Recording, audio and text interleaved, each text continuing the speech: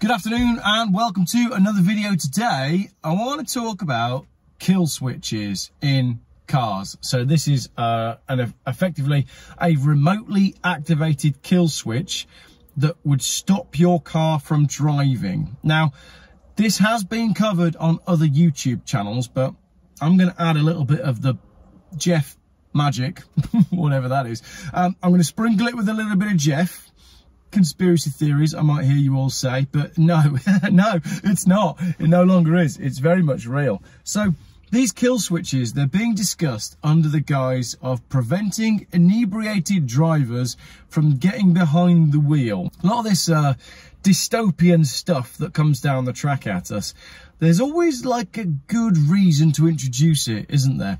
It's for the greater good, for your own good, safe and effective. It's going to make life easier, more effective, more accessible, and these various buzzwords that a lot of these dystopian technologies come along with. The wording in the bill follows 5 points about drink driving. So this bill that has effectively been introduced by Joe Biden, who wants to have all new cars fitted with a kill switch on the base. It sounds funny when you talk about it. It's on the basis of saving lives because of drink driving. The bill lists 5 different points about drink driving with some numbers of people that are killed by drink driving. And then it suggests a preventative technology that can do the following: passively monitor the performance of the driver to determine if they're impaired, and then prevent or limit motor vehicle operation if impairment is detected. It can also passively and actively detect blood alcohol levels, and then it can prevent or limit motor vehicle operation accordingly. So they want to have all new vehicles fitted with this. Let's just dive into those 4 sentences for a moment. It wants your car, bearing in mind, today I posted on my YouTube community page, I wanted everybody to post up the things that they don't want in cars, and I am going to make a video on that next. But so this technology is going to passively monitor the performance of the driver to determine if they're impaired. So that means your car is going to constantly monitor how you are to work out if you're drunk. Then it's going to passively and actively detect blood alcohol levels. How's it going to detect blood alcohol levels? Maybe sensors in the steering wheel that are reading stuff off of your skin? It's getting weird, isn't it? It's not just me, right? This is getting a bit weird. I'm going to talk about some of the comments on this kill switch bill before we dive into the lawsuit about how much information your car is recording about you. This one probably isn't recording too much. It's a 2008, but technology has gone on since then. So a brand new car, well, it knows everything about you, and it is recording it back, and it is saving that information forever, and there's nothing you can do about it. But we'll get into that in a minute. So there's a comment here that says, I believe this goes against the 4th Amendment, Americans' freedom from unreasonable search and seizure. This needs to be addressed immediately. I refuse to have my biometrics given to the government so that they can let me know if I can drive my car or not, which is basically what we're saying. It's your car giving your biometric information, that's your personal health information, to the government, except they're not giving it to the government. They're giving it to multiple third parties who handle the data. And we'll get into that next. So I've just written a note there saying it's all going a bit Minority Report, isn't it? And many moons ago, when I had quite a lot less followers on YouTube, I did edit together the scene from Minority Report. It got taken down due to a copyright strike, but there's a scene from Minority Report where Tom Cruise is trying to escape and he's in an automated pod. Now you can drive these pods manually, but then an automatic override happens and the car that he's driving gets basically returned to base. He's captured by the pod. Then he has to climb out through the roof and all sorts of crazy stuff happens. But that's what I mean when I say it's all getting a bit Minority Report. You have all the freedom that you want to drive your car wherever you want, whenever you want. Unless somebody does something with your biometrics and works out that you're not in a fit state to drive and either disables your car, or, if we track forward a little bit, directs your car to go somewhere else. You can see why this is raising alarm bells, because there is no way this has got anything to do with drink driving and has everything to do with some quite nefarious control systems, which again, I'm going to come on into my next video, which is called Why Car Ownership Could Soon Be a Thing of the Past. I've got 3 or 4 videos coming this week on the dystopian future and the death of the motorist, but we'll carry on with this one for now. We've already seen that modern cars with modern technology are spying on drivers. I've done a video on this, Tesla and all their cameras. There's lots of people that had access to it. I'll put a link to the video up there because it wasn't a bad video. It didn't really get watched much, but that's worth checking out as well. We know that modern cars are spying on us. The video I did previously was about the fact that your car is recording stuff like your sexual preferences. And people went into the sort of terms and conditions and were asking, why does my car need to record all of this data? 2 people that went further into how much is my car recording were Mark Jones and Michael McKee. Now, they filed a lawsuit in the US against Ford Motor Company. The case alleged that since 2014, Ford's infotainment systems, so that's the stuff that lives here in a modern Ford, had been permanently storing data such as call logs and SMS messages found on any phone plugged into the vehicle via USB, and keeping those messages on internal vehicle memory. Now, interestingly, that sounds to me like we're not talking about messages that you've asked your infotainment system to read to you. This is everything. And it's not just on phones that are associated with the car. It's when your friend jumps in and says, oh, can I borrow your charger? And they plug in, and then the car reads all of their text messages as well. I think the lawsuit noted that a third-party company called Burla develops software and hardware known as the IVE ecosystem and is able to access those messages, and Burla can pass the acquired communication to law enforcement, civil agencies, military, regulatory agencies, and selected private organisations.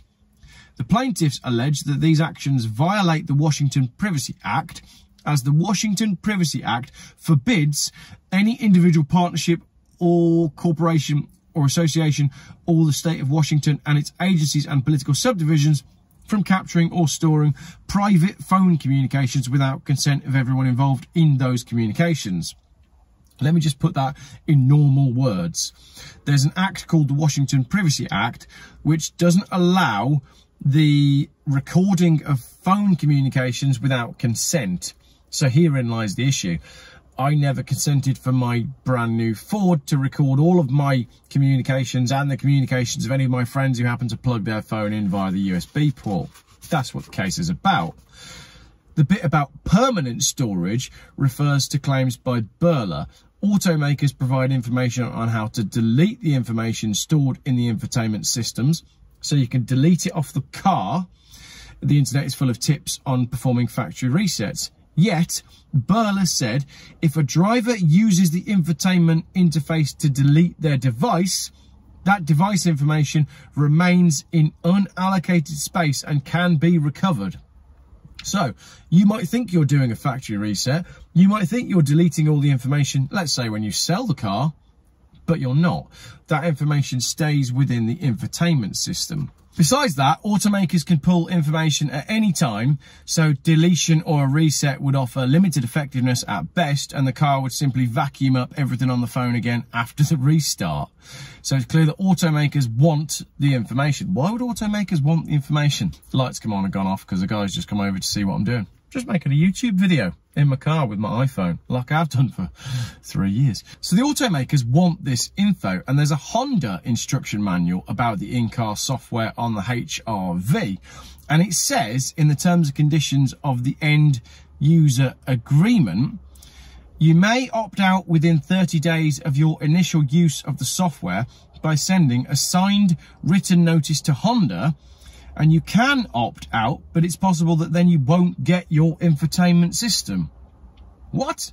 So you have to be complicit in allowing them to have access to all of this stuff and your mate's stuff on their phones. Otherwise, you don't get to play any music. This is nuts.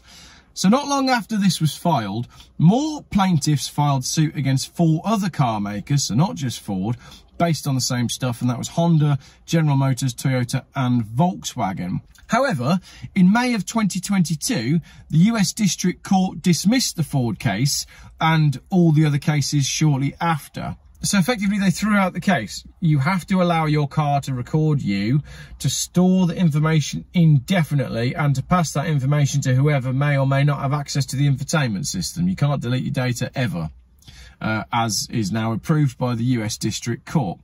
The Washington Privacy Act, which is what this whole court case was based on, requires an injury to the plaintiff's, his or her business, in order for this to come to court. So basically, it can't go through the court because nobody has been harmed by the fact that the vehicle manufacturers are storing and recording all of this data indefinitely and handing it on to third parties where they deem fit.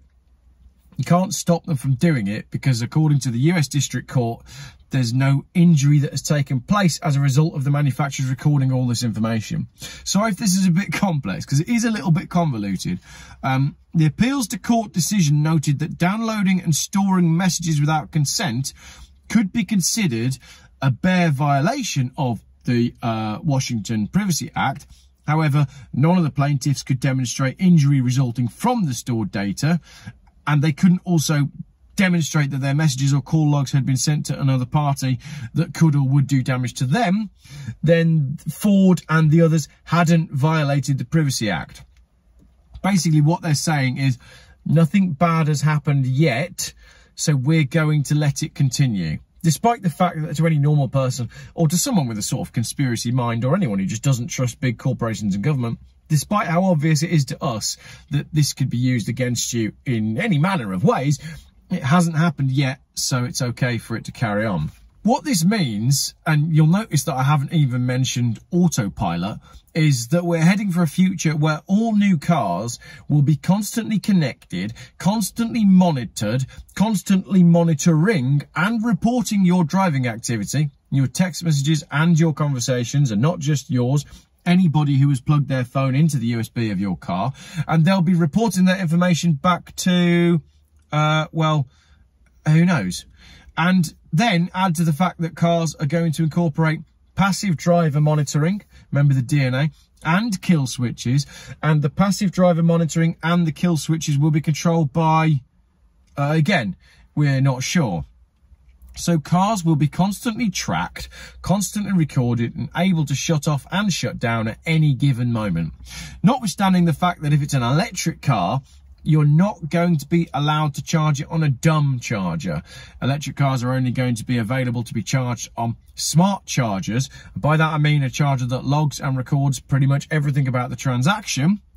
And by that, I don't just mean how many kilowatts you put in. It's more likely to download all of the information from the car at that time, isn't it? So it's going to know where you've been, how far you've gone, how much you've charged, and I'm willing to bet how much you have either historically charged and where you're going.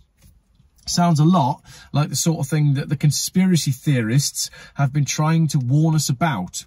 So your smart charger will report that you've used up all your allocation of electricity for the month, and your car will report that your mood has gone to all sort of get me the hell out of here.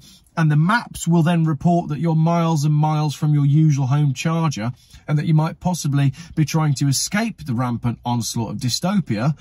So the system will just shut down your car, or maybe even autopilot, automatically return you to base. Exactly like what happens in the movie Minority Report. So the future is bright, isn't it? Well, it's kind of scary. The Minority Report scene for me, Minority Report's quite an important movie, I think. We're going off script now for the end of the video. I think it's an important video because it's about AI learning when crimes are going to be committed and acting to stop a crime from being committed before it happened. It's basically about a thought crime. But as a passionate driver and as someone that likes to express freedom through my ability to drive and go where I want, Minority Report was a bit of a watershed moment for me because I was fairly young when I watched it.